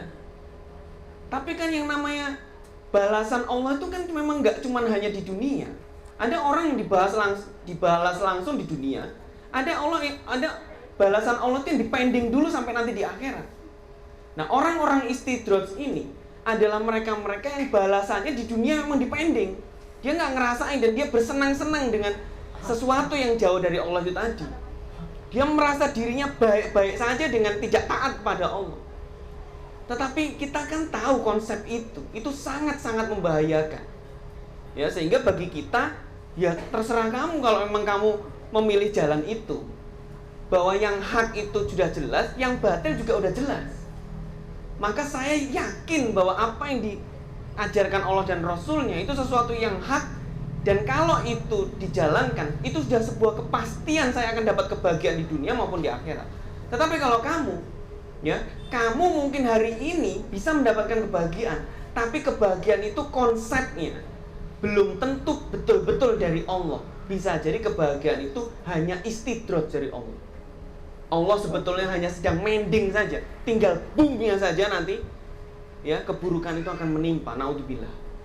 Ya, makanya kalau dulu dia pernah melakukan sesuatu yang bukan di realnya, seharusnya ketika hari ini dia bahagia-bahagia saja, seharusnya respon kita adalah justru kamu hari ini belum mendapatkan balasan dari Allah. Itu saatnya sekarang bertobat. Supaya belum nyampe balasan itu kita udah tobat duluan. Paham ya? Gitu. Makanya kalau kita itu misal contoh menemukan sebuah keluarga, entah itu kakak kita, teman kita, saudara kita, dulu dia bermaksiat kepada Allah, sampai misalnya melakukan perzinahan, kemudian mereka menikah, tapi bahagia-bahagia aja. Ya, kemudian ngomong ke kita, "Loh, aku dulu kayak gitu, ya hari ini juga bahagia-bahagia aja." Justru pada saat seperti itu saat yang tepat kita ajak dia bertobat. Ya, Masya Allah, justru itu Allah itu masih memberi kesempatan untuk bertobat, belum dibalas. Makanya ini saat yang tepat untuk kamu bertobat, menyesali dulu pernah melakukan itu, sehingga belum sampai Allah balas di dunia, tobatmu udah diterima duluan. Paham ya sampai di sini? Ya, insya Allah itu jawabannya. Cek semoga terjawab ya Mas dari apa yang disampaikan tadi, yang ditanyakan tadi. Baik teman-teman, saya akan membacakan pertanyaan tertulis dulu ya.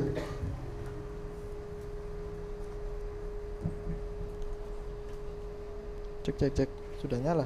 Saya bacakan aja langsung. Saya langsung baca. Oke. Baik, bismillahirrahmanirrahim. Bagaimana cara menjaga hati yang sudah terlanjur cinta untuk tidak menjadi berlebihan? Oke. Ya. Saya tadi sudah sampaikan bahwa perasaan itu kemudian muncul, dan kemudian seseorang itu muncul pertama kali perasaan cinta itu, tertarik dengan lawan jenis itu harus segera di cross check.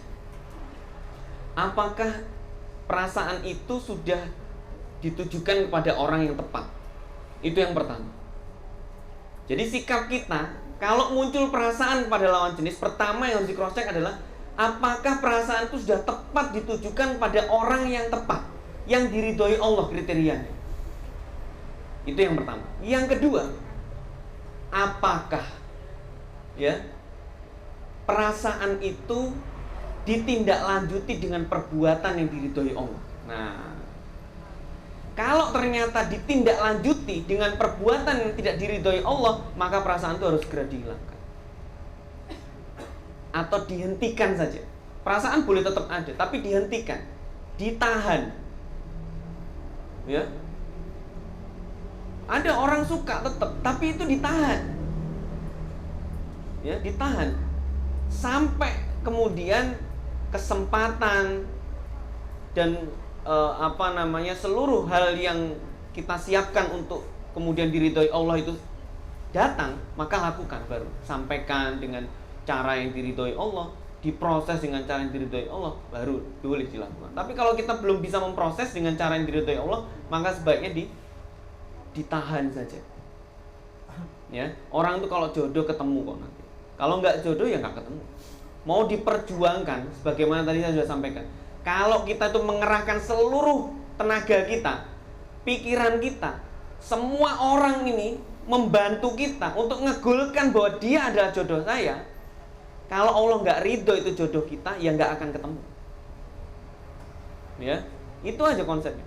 Tapi kalau orang itu maupun ya dia meskipun dia berpisah dengan kita masih membawa perasaan yang mendalam ke dia.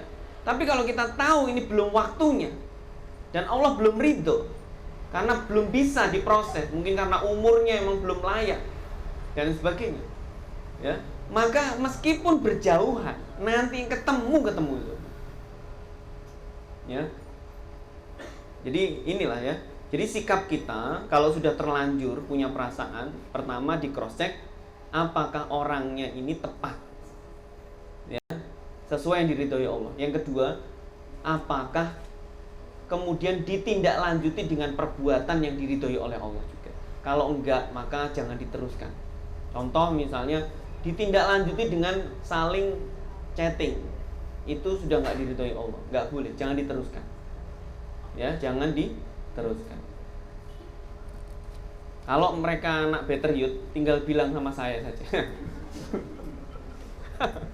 Ya Kar ya? Yes. Oke. Afwan Ustaz, izin mewakili pertanyaan dari teman-teman online Ustaz. Oke, yang Satu online pertanyaan, supaya berimbang, gantian ya. ya. Ini beliau menulis nama akunnya Budi. Ustaz, izin bertanya bagaimana cara kita menyikapi dengan bakal calon pasangan kita yang beda aliran. Satunya deras, satunya nggak deras juga. Seperti contoh, satunya Newcastle United, satunya Manchester United. Oh, mungkin alih. Serius namanya? NU dan MU. Oh, Allah. guys. Kan saya nggak tahu ini kepanjangannya apa. Oh, beda ya? Ya. Ini belum menikah. Belum, calon bakal pasangan. Oke. Ya. Jadi begini teman-teman sekalian. Kalau masalah-masalah di dalam agama itu ada masalah yang sifatnya prinsip, ada yang nggak prinsip. Ya. Hal-hal yang prinsip itu adalah hal-hal yang terkait dengan ajaran Islam yang pokok. Itu nggak boleh kita tolerir. Kalau ada penyimpangan maka jangan sampai pasangan itu calon itu kita nikahi. Ya, penyimpangan contohnya begini. Ini calonku ini ikut aliran yang kalau ada orang lain sholat di masjidnya itu dipel. Padahal nih orang sholat nggak pakai ngompol, tapi tetap dipel. Nah, ini aneh. Ya, yang kayak gitu itu masalah prinsip berbeda. Jangan sekali-kali ikut-ikut atau menikahi orang kayak gitu. Ruwet. Ya, ruwet. Nanti ruwetnya dibahas dalam bab yang lain ya. Gitu. Itu masalah prinsip. Ya. Artinya dia menganggap orang yang bukan aliran dia itu kafir, najis, ya, dan harus disucikan setiap hal yang bersentuhan dengan dia. Ya. Saya kalau ketemu sama teman-teman nih garai orang kayak gini gimana? Oh, masuk masjidnya gulung-gulung di masjid. Ya, nunggu orang coba kali ya. Gitu ya. Ini harus sama teman-teman guyonan kayak gitu ya, nggak ada habisnya. Ya, kalau cuman masalah yang tidak prinsip itu kalau ada perbedaan mazhab. Yang mazhab itu di mana mazhab itu di situ konteksnya bukan prinsip tapi cabang. Yang di situ tidak ada benar salah. Yang ada adalah mana yang menurut mereka lebih kuat. Cuman itu aja. Jadi tidak ada kata salah benar, enggak ada. Hak batil juga enggak ada di situ. Yang ada adalah bahwa menurut ormasku ya, seperti ini pendapat yang ini lebih kuat, yang itu lebih lemah, bukan salah bener. Ya, misalnya masalah kunut nggak kunut itu masalah mana dalil yang lebih kuat, cuman gitu aja. Ya, nggak sampai terus yang nggak berkunut berarti sesat, itu nggak ada. Yang kunut sesat, nggak ada gitu. Jadi dalam ranah itu tidak ada saling menyesatkan dan tidak ada saling benar salah, tidak ada. Yang ada adalah mana yang lebih kuat menurut ulama mereka atau menurut mazhab mereka. Cuman itu aja. Sehingga yang kayak gitu-gitu, selama kita memang mampu ya menjaga perbedaan itu untuk tetap menjadi kerukunan, menjadi rahmat, boleh. Ya, saling memahami ya. Kalau ada keluarganya yang istri misalnya lagi tahlilan ya, atau keluarganya istri butuh sholat berjamaah, kemudian dia harus kunut sebagai suami yang Muhammadiyah nggak kunut ya. Silahkan berkunut, nggak ada apa, nggak masalah itu. Nggak akan kemudian sholatnya batal, nggak ada masalah.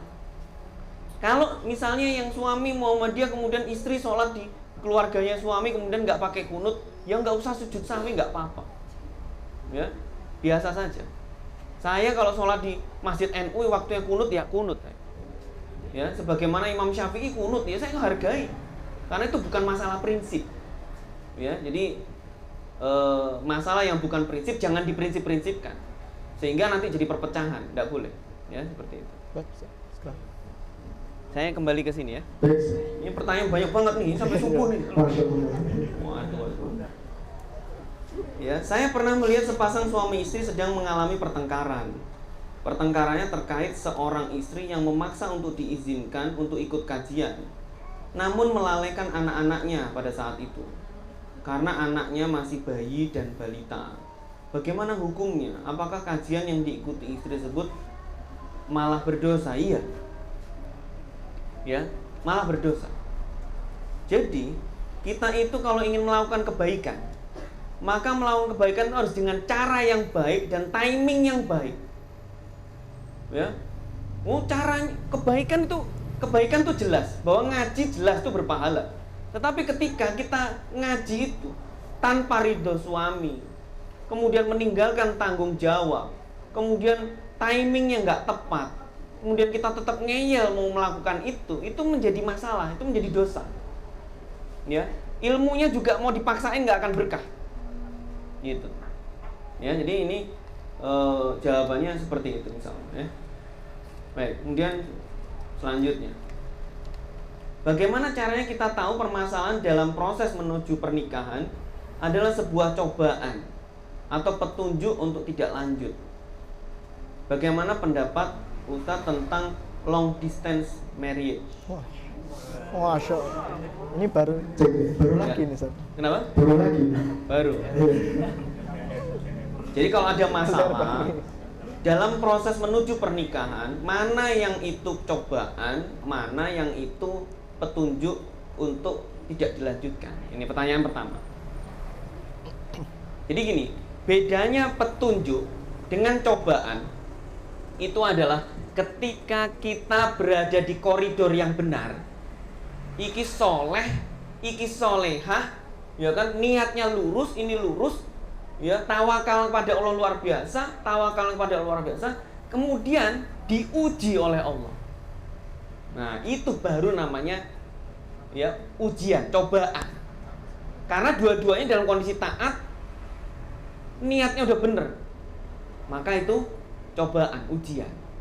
Tetapi ketika yang si A ternyata niatnya nggak lurus, motifnya menyimpang, yang satunya calonnya nggak soleh, nggak solihah, ya. Kemudian mereka mau menjalani proses, ternyata ada cobaan, ada hambatan, maksudnya ada hambatan, maka itu adalah teguran dari Allah, ya, bahwa ini gak bener nih, lanjutin. Ini buktinya, dipersulit. Kenapa? Karena yang ini gak ngaji, gak kepengin ngaji juga, gak sholat, ya kan? Yang ini juga gak taat sama Allah, ya kan? Gitu. Jadi itu namanya teguran dari Allah, musibah dari Allah, ya kan? Supaya kita kemudian meluruskan niat, supaya kemudian kita evaluasi diri, taubat dan sebagainya. Seperti. Jadi indikatornya adalah di saat permasalahan itu datang, bagaimana kondisi diri kita? Apakah dalam kondisi kita dekat dengan Allah atau malah jauh dari Allah? Itu indikatornya antara kita itu sedang diberi musibah atau diberi ujian, oke? Kemudian long distance marriage, ya. Jadi kalau orang itu menikah, kemudian dia berada dalam jarak yang jauh, maka saya nggak bisa menghukumi itu pernikahan kemudian baik atau tidak baik, kecuali saya harus tahu kasusnya secara spesifik. Jauhnya karena apa? Ya, ini harus spesifik. Oh, karena kerjanya apa itu? Maksudnya itu kerja yang baik karena memang urgensinya memang harus jauh, ya, sehingga memang tidak ada pilihan lain, memang harus jauh, ya. Dan kemudian orang ini memiliki pemahaman yang cukup untuk menjaga hubungan yang jauh itu untuk tetap dalam koridor ketaatan pada Allah, maka bisa jadi meskipun jauh boleh. Tapi kalau hubungannya nggak baik, ya, jauh karena hanya ngejar dunia, kemudian hak-hak kewajiban tidak terpenuhi, ya, di rumah, di istrinya, di anaknya, tapi dia nekat jauh, maka itu tidak recommended. Jadi kasuistis banget, ya, kasuistis banget, ya, sehingga ini tidak bisa dihukumi secara pukul rata, ya. Masih boleh? Mungkin dua lagi, Sir. Dua lagi, oke. Oh ya, nanti sama satu yang live. Oke, baik. Tadi disebutkan bahwa apabila kita melibatkan Allah, ya, hal-hal yang kurang ideal akan Allah lengkapi. Sebatas apa hal-hal yang kurang ideal tersebut bisa ditoleransi? Oke. Misalnya, apabila menikah dengan kondisi belum memiliki pekerjaan atau penghasilan, namun kriteria lain sudah terpenuhi, memenuhi kriteria menikah, apakah hal tersebut bisa kita serahkan kepada Allah untuk masalah rezeki setelah menikah? Oke. Jadi ini sudah pernah sedikit dibahas, ya, pertemuan kemarin, bahwa hal yang kurang ideal itu misalnya, saya contoh misalnya adalah bahwa pendapatan kita itu misalnya belum mencukupi kebutuhan-kebutuhan yang sekunder dan yang lainnya. Tapi secara primer Misalnya kebutuhan makan, kebutuhan tempat tinggal untuk kita bisa, misalnya yang nggak punya tempat tinggal untuk ngontrak, dia bisa ngekos atau ngontrak misalnya, itu terpenuhi, ya, maka itu sudah cukup sebenarnya. Maka itu sudah cukup, ya, sudah cukup. Kemudian pernikahan bisa dilanjutkan, karena nanti Allah akan berikan rezeki setelah itu, selama kita pastikan bahwa suami sebagai orang yang bertanggung jawab secara ekonomi, etos kerjanya, semangat kerjanya itu tidak diragukan. Oke? Jadi dia rela banting tulang dari pagi sampai sore apa sampai malam, dia rela untuk mencukupi itu. Meskipun dapatnya ya cuma segitu. Tapi dia rela itu melakukan itu. Itu yang terpenting. Ya. Ada orang soalnya penghasilannya cuma misalnya nih 1 juta atau 2 juta. Tapi dia waktunya banyak kosongnya di rumah. Pagi nganggur, ya kan, lontang-lantung, ngopi, maca koran, ya kan, buka-buka IG sampai awan duhur, wis duhur. Ya, habis duhur baru aku tak budal dhisik. Budal kerja. Balik-balik asar udah balik. Loh, kok udah balik? Iya. Ya aku mampuku segini. Gundulmu. Orang yang kayak gini berarti belum cukup dia untuk siap menikah. Ya, kalau etos kerjanya masih sebatas duhur sampai asar, maka dia belum siap menikah. Ya, seperti itu, ya.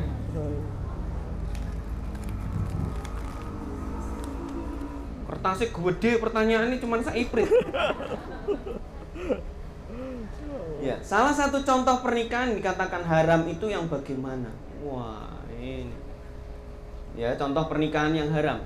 Sudah 1 tadi Mas Umum. Contoh pernikahan yang haram itu adalah pernikahan yang dia motifnya adalah untuk bermaksiat pada Allah. Dia memilih pasangan yang bermaksiat pada Allah. Dia memilih calon itu tidak kenal Allah.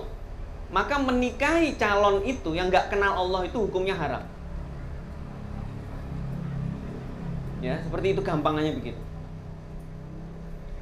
Atau orang yang menikah, kalau dia menikah malah justru lepas keimanannya. Misalnya contoh, dia menikah harus pindah agama, haram menikah.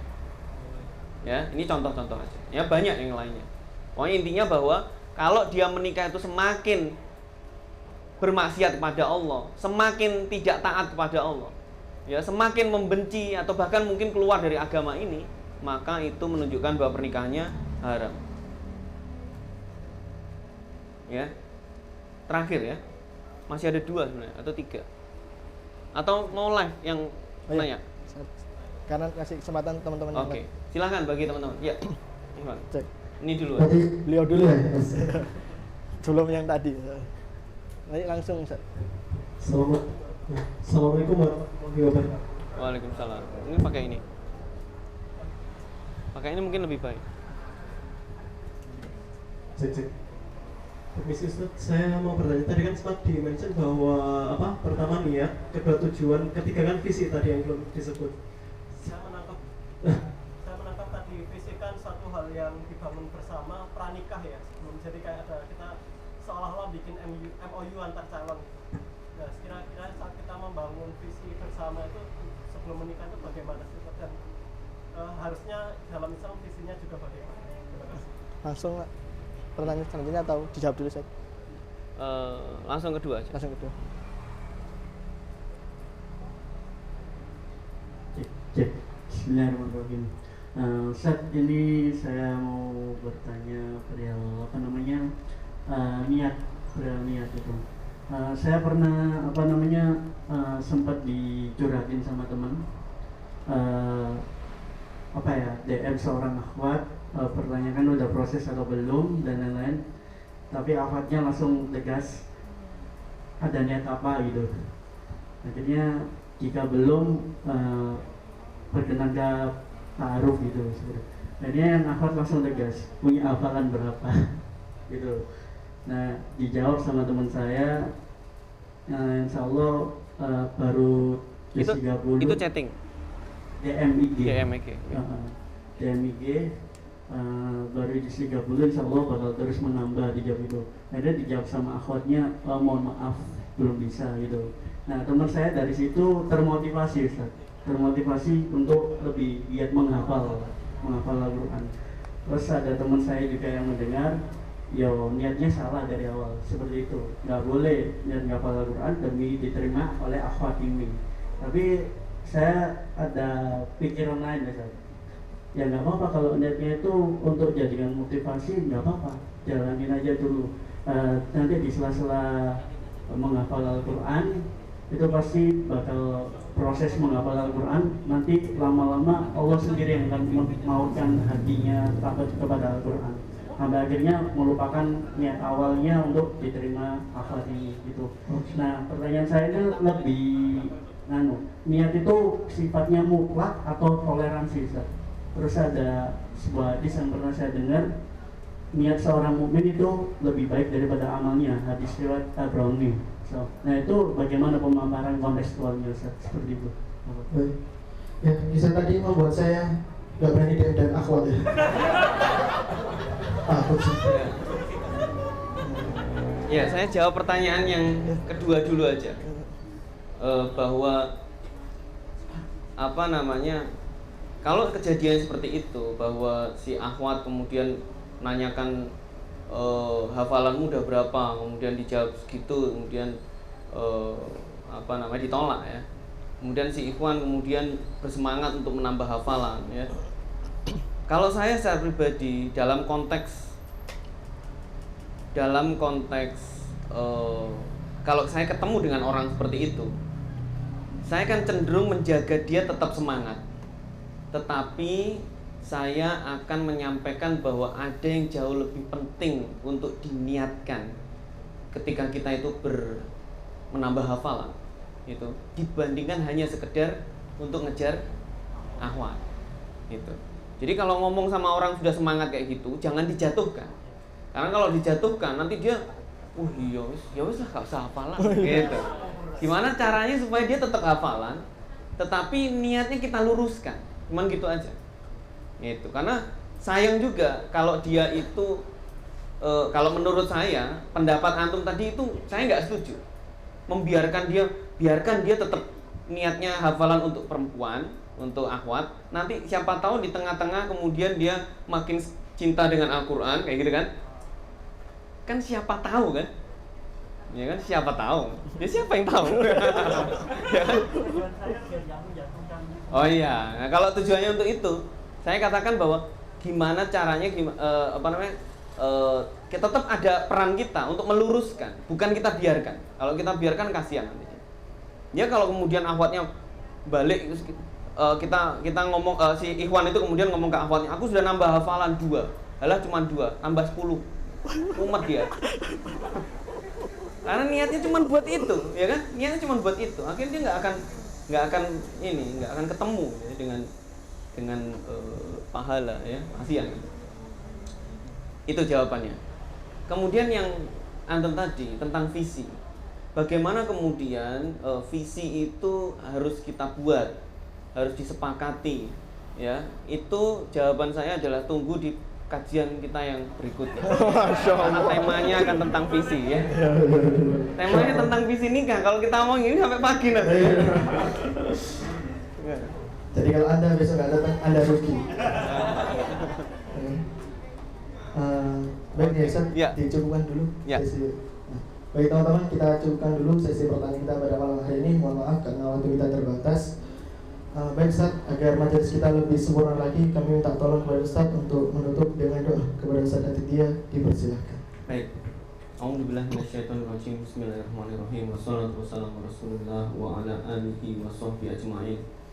Allahumma fir lil muslimina wal muslimat wal mu'minina wal mu'minat al ahya'i minhum wal amwat innaka sami'un qaribun mujibud da'wat ya qadiyal hajat. Allahumma fir lana wa li walidina warhamhum kama rabbayana shighara. Allahumma arinal haqqa haqqan warzuqna ittiba'a wa arinal batila batila warzuqna ijtinaba. Allahumma fir lana wa lil ikhwanina alladziina sabaquna bil iman wa la taj'al fi qulubina ghillan lil ladziina aamanu rabbana innaka ra'ufur rahim. Rabbana hab lana min azwajina wa dhurriyyatina qurrata a'yun waj'alna lil muttaqina imama. Ya Allah ya Rabbi, kami berkumpul di sini ya Allah. Kami berusaha untuk memperbaiki kehidupan kami. Kami ingin siap ya Allah ketika kami kelak harus menempuh pernikahan. Kami ingin memiliki keluarga yang sakinah, mawaddah, warahmah ya Allah. Ya Allah ya Rabbi, kami ingin membentuk keluarga yang mana di situ Engkau berikan keberkahan ya Allah. Itulah kami kemudian hadir dalam pertemuan ini. Ya Allah ya Rabbi, setiap apa yang kami lakukan ya Allah, selalu bimbing hati kami agar selalu memiliki niat yang lurus, niat yang bersih ya Allah, yang terbebas dari kebusukan-kebusukan niat duniawi ya Allah. Agar kami selalu ikhlas ya Allah, agar kami selalu bisa terus menjalani kebaikan itu ya Allah. Ya Allah ya Rabbi, pertemukan kami dengan pasangan-pasangan yang kelak bisa menjadi penyejuk hati kami, yang kelak bisa memberikan keturunan-keturunan yang soleh dan solihah ya Allah, yang kelak bisa menjadi pejuang dalam agama ini. Ya Allah ya Rabbi, jadikanlah kami kelak orang-orang yang bisa berkumpul dengan istri dan anak-anak kami, dengan suami dan anak-anak kami ya Allah, di surgamu, tanpa harus kami melewati nerakamu ya Allah, tanpa harus kami merasakan siksa, bersama dengan keluarga kami, bersama dengan orang tua kami, bersama dengan anak cucu kami kelak ya Allah. Masukkan kami kelak di dalam surgamu. Rabbana atina fid dunya hasanah wa fil akhirati hasanah wa qina azabannar. Subhana rabbika rabbil izzati amma yasifun. Wassalamun alal mursalin walhamdulillahi rabbil alamin. Amin, amin ya rabbal alamin. Ustaz, saya mewakili teman-teman yang hadir pada malam hari ini, baik yang offline maupun online, mengucapkan syukran kasiran, jazakallahu ahsanal jazaa. Semoga Allah Subhanahu wa taala senantiasa memberkahi ilmu Ustaz dan juga menjaga Ustaz dan keluarga-keluarga Ustaz. Amin. Jazakallahu Ustaz. Dan tadi saya dapat info dari Pandia, Ustaz mau nyeritain kaleng ini sebenarnya. Oh iya benar. Oh, iya. Oh iya teman-teman sekalian, bagi teman-teman yang baru pertama kali hadir di Better Youth Foundation, di Better Youth Space sini, kita punya namanya kaleng dori, donasi sehari-hari. Kaleng ini sebetulnya adalah kreativitas teman-teman untuk membantu teman-teman agar bisa berinfak secara rutin, konsisten setiap hari. Bagi teman-teman yang biasanya selalu kelupaan hari itu, lupa berinfak, maka akan lebih mudah kalau kaleng ini dimiliki di rumah. Apa tujuannya? Ini jadi teman-teman harus tahu, di dalam Islam orang itu diperintahkan Allah untuk berinfak, itu hukumnya wajib, dan wajibnya itu harian. Infak itu berbeda dengan berzakat. Zakat itu punya takaran, namanya nisab, dan tidak dilakukan oleh semua orang, karena dia harus nyampe nisab dulu baru dia punya kewajiban berzakat. Tetapi infak itu berbeda. Infak itu wajib setiap hari, tapi tanpa takaran. Ya, berdasarkan hadis Nabi, di mana Nabi bercerita tentang dua malaikat yang selalu melaporkan setiap amal hambanya setiap hari kepada Allah. Ya, malaikat yang satu melaporkan bahwa si fulan hari ini berinfak. Kata Allah, maka berikan rezeki lebih banyak untuk dia. Sedangkan malaikat yang satu mengatakan bahwa si fulan ini hari ini tidak berinfak, maka berikan kebangkrutan hari ini kepadanya.